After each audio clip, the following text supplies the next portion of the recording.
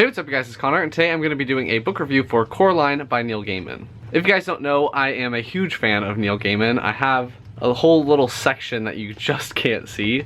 It's right there of all Neil Gaiman books. But I had never read Coraline before, so I figured it was about time that I pick this up and read it and watch the movie and then give you guys a review. Coraline follows this little girl named Coraline, and with her family they have recently moved into a new home that is kind of like a duplex that is split into 3 or 4 different homes, so there are multiple families living in this house. Coraline is bored, and so she wants to be an explorer, and she's going around and exploring the area around her house, and she's meeting the new neighbors and everything like that. She's a little unhappy because her parents don't give her a lot of attention, and she kind of wishes that they would give her more attention, until she finds this small little door in her house, and she goes through the door and finds a parallel version of her life where the parents are very attentive. As usual with my book reviews, I'm going to go through my pros, go through my cons, give you my rating, and be done. My first pro for this book is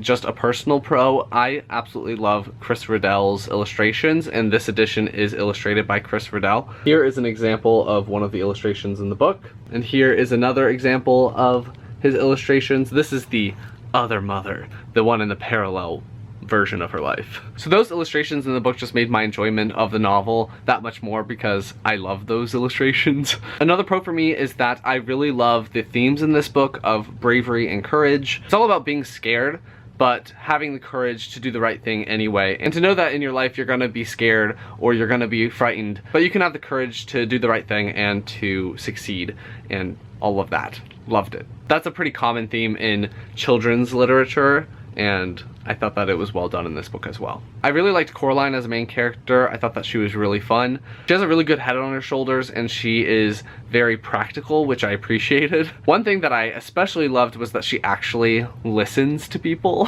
When she's being given advice or when she's being told to do something, she actually listens and will take that into account and will adjust the way that she's acting accordingly. That is one of the most frustrating things in books, is when a character is in over their head and they're given advice and then they totally disregard the advice. It's so frustrating, and I really liked that she does not do that. She is smart and she makes good decisions. I did watch the movie after I read this book, and I liked and disliked the addition of a friend for Coraline that helps her out throughout the story.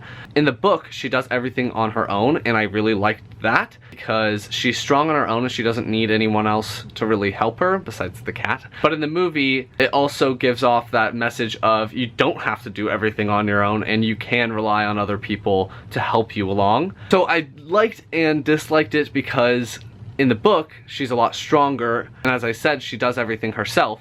And then in the movie, she's okay with getting help, and I liked that as well, but I liked how strong she is in the book. So I think I prefer how strong she is in the book than in the movie. I thought the whole parallel version of her life was really interesting. I liked the other mother and the other father and the other characters that live in the same house as her. It was very entertaining, and I liked seeing the differences between her real life and this parallel fantasy, like, idyllic version of her life. It's a be careful what you wish for situation, because what you get might not be what you were thinking that you would get.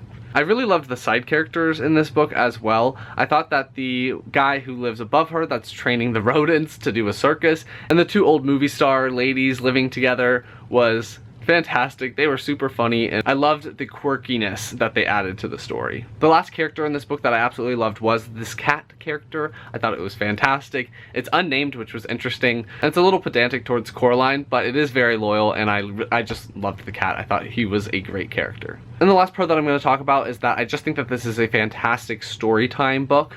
If you are reading to your children, I think that you would really enjoy this book as well as the children. I think it's a very good parent and child reading together book, mainly because it may be a little frightening to certain children. I've heard people say that this is such a scary book to them. So being together with your child when they read this, you might be able to keep it less terrifying. And you could really harp on the messages of appreciating what you have instead of wishing for something different. That message is kind of a weird one because yes, you should be appreciative of what you have, but some people are definitely in the right to wish for something different than what they have. So depending on your whole situation, that message could be good or bad. Also, the writing is very simple and easy to get through, so children will definitely be able to read this without any problems. In this edition, the words are quite large and the sentences are simple and everything like that. So I think that the writing is very appropriate for the age group that this book is targeted towards. I'm going to talk about a couple of cons. The first con that I had for this is that